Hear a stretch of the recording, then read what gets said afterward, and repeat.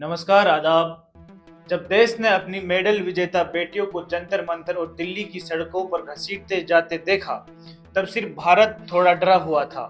दुनिया के हर घर में सन्नाटा छा गया था।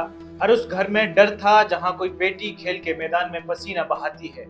हर माता पिता सोच रहे थे कि उनकी बेटी सुरक्षित रहेगी या नहीं, क्योंकि जिन कंधों पर कभी तिरंगा फहराया था, उन्हें सड़कों पर रगड़ा जा रहा था।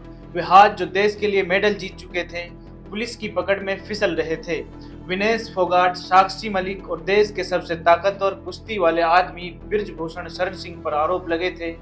लेकिन आज एफआईआर के 3 साल बाद दिल्ली की कोर्ट ने उसी बृजभूषण शरण सिंह को सम्मानपूर्वक बरी कर दिया है। बृजभूषण बाहर आकर वो दोहा पढ़ रहे हैं, जो कुछ हुआ है राम बनाने वाले के घर पर फूल बरस रहे हैं। और जब ये सब हो रहा है तो देश के सामने तो सवाल आमने सामने खड़े हैं। पहला सवाल, क्या उस केस में कोई दम नहीं था जिसके लिए ओलंपिक मेडलिस्ट को सड़कों पर घूमने को मजबूर कर दिया था? क्या ओलंपिक मेडलिस्ट के सारे आरोप झूठे थे?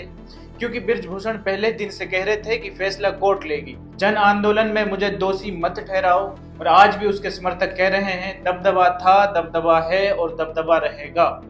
तो सवाल यह है कि क्या बृजभूषण सही थे कि कोर्ट अब उन्हें सम्मान पूर्वक बरी कर रही है? क्योंकि कोर्ट कह रही है कि सभी आरोपों से बरी किया जाता है, और जब कोर्ट उन्हें सम्मान पूर्वक बरी करती है तो सवाल उठेगा, क्या खिलाड़ियों ने झूठे आरोप लगाए थे? क्या बृजभूषण सच में किसी साजिश के शिकार थे? या अरविंद केजरीवाल, प्रियंका गांधी और बाकी लोग जो कह रहे हैं कि खिलाड़ियों को ताकत से दबाया गया है? आज हम सिर्फ फैसला नहीं सुनाएंगे, हम हिसाब लगाएंगे कैसे वो केस जो सुप्रीम कोर्ट की धक्का से शुरू हुआ था, 3 साल बाद फिर गिर गया। साथ ही इस वीडियो में हम आपको बताएंगे कि बरी होने और निर्दोष होने में क्या फर्क होता है, जो शायद 10 में से 9 लोग नहीं जानते। हम बताएंगे कि इस लड़ाई को शुरू करने वाले पहलवान आज किस हालात में हैं। हम समझाएंगे कि इस फैसले का लंबी अवधि का असर क्या होगा, और बृजभूषण शरण सिंह, जिसके सामने कई राजनीतिक दल झुकते हैं, नियम तोड़ते हैं, क्या वो इस फैसले के बाद और बड़े हो जाएंगे? क्या उनका दबदबा और बढ़ेगा या तस्वीर अभी बाकी रहेगी? नमस्कार, मेरा नाम है महबूब खान। ये विषय बहुत संवेदनशील है। मैं चाहता हूं कि आप अगले 7 से 8 मिनट हमारे साथ बने रहें, पूरी वीडियो सुने और समझे, ताकि हम पूरी कहानी आपको आसानी से समझा सकें और आपको पूरा नजरिया मिल जाए, कुछ भी संदर्भ से बाहर ना कहा जाए। लेकिन शुरू करने से पहले हम चाहते हैं कि आप हमारे इस चैनल से जुड़ जाएं। लिंक डिस्क्रिप्शन और कमेंट सेक्शन में दिया गया है। इससे हमारा रिश्ता और कम्युनिकेशन और बेहतर होगा। आप और हम एक दूसरे को बेहतर समझ पाएंगे, इसलिए हमारे चैनल को ज्वाइन कीजिए। अब शुरू करते हैं पुरानी कहानी 30 सेकंड में। जनवरी 2023। आपको याद होगा कि विनेश और साक्षी समेत कई पहलवान जंतर मंतर पर बैठे थे। तब कुश्ती संघ के तत्कालीन अध्यक्ष और बृजभूषण शरण सिंह पर यौन शोषण के आरोप लगे। 6 पहलवानों ने शिकायत की थी, जिसमें एक नाबालिग भी शामिल थी, लेकिन एफआईआर दर्ज नहीं हुई। फिर मामला सुप्रीम कोर्ट पहुंचा और अप्रैल 2023 में एफआईआर दर्ज हुई। मई में पहलवानों को सड़क पर घसीटा गया। बाद में नाबालिग ने शिकायत वापस ले ली। मुकदमा चलता रहा और सोमवार को राउज एवेन्यू कोर्ट ने बृजभूषण और पूर्व डब्ल्यूएफआई सचिव विनोद तोमर को बरी कर दिया। ये कहानी आ चुकी है। अब सवाल है कि 3 साल चला ये केस कैसे गिर गया? तो सबसे ईमानदार बात यह है कि ये केस बंद कमरों में सुना गया और फैसले की विस्तृत कॉपी अभी जारी नहीं हुई है। इसलिए अभी कोई ठीक ठाक नहीं बता सकता कि अंदर क्या हुआ। कम से कम अभी के लिए जो कहा जा रहा है वो सिर्फ अनुमान है, और रिकॉर्ड पर जो बातें हैं वो अभी बहुत कुछ कहती हैं। सबसे पहले सबसे गंभीर धारा नाबालिग से जुड़ी थी। वो शिकायत मुकदमे से पहले वापस ले ली गई। केस की सबसे भारी ईंट पहले ही हटा दी गई, क्योंकि नाबालिग का मामला बहुत संवेदनशील होता है। अगर वो रहता तो बृजभूषण पर बहुत नियंत्रण होता। वही दीवार कमजोर पड़ने लगी। दूसरे रिपोर्ट के अनुसार ये केस 1100 से ज्यादा दिनों तक चला। इतने समय में घर का बच्चा पैदा होता है और दौड़ना सीख लेता है, और ऐसे मामलों में सबूत क्या होता है? गवाही, यादें, यही तो होता है। कोर्ट का सिद्धांत साफ है। आरोपी को संदेश का लाभ मिलता है। सजा तभी जब आरोप हर संदेह से परे साबित हो जाए। कोर्ट की नजर में आरोप इस परीक्षा में खरे नहीं उतरे। अब दोनों तरफ से पढ़िए। पहलवानों के समर्थक कह रहे हैं, भाई एफआईआर दर्ज कराने के लिए भी सुप्रीम कोर्ट जाना पड़ा। ये केस 3 साल चला तो देरी ने केस को सुखा दिया। बृजभूषण शरण सिंह के समर्थक कह रहे हैं, सैकड़ों सुनवाइयां हुई, हर गवाह को सुना गया, लेकिन फिर भी केस खड़ा नहीं हो सका। तो हम कह रहे थे कि इस केस में कोई दम नहीं है, राजनीतिक आरोप लगाए गए। ये लड़ाई हरियाणा और यूपी के बीच थी, जिसमें खिलाड़ियों का अहंकार आहत हो रहा था, इसलिए ये आरोप लगाए गए। ये राजनीतिक आरोप थे, कौन से चश्मे सही हैं। उससे पहले कानूनी फर्क समझ लीजिए, ये फर्क समझना बहुत जरूरी है, क्योंकि बृजभूषण सिंह को सम्मान पूर्वक बरी किया गया है, लेकिन हमें बरी होने और निर्दोष होने से फर्क समझना जरूरी है, क्योंकि इस 10 में से 9 लोग ये नहीं जानते बरी होने का मतलब क्या है।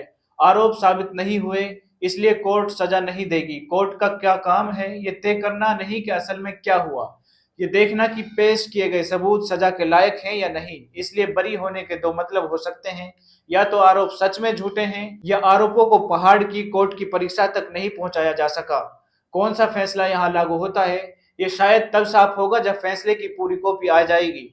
लेकिन एक बात ये तय है, और वो बृजभूषण शरण सिंह के पक्ष में जाती है। कानून का पहला सिद्धांत है कि हर व्यक्ति तब तक निर्दोष है जब तक दोषी साबित न हो जाए। तो आज बृजभूषण कानून की नजर से निर्दोष हैं, और उन्हें ऐसा कहना पूरा अधिकार है।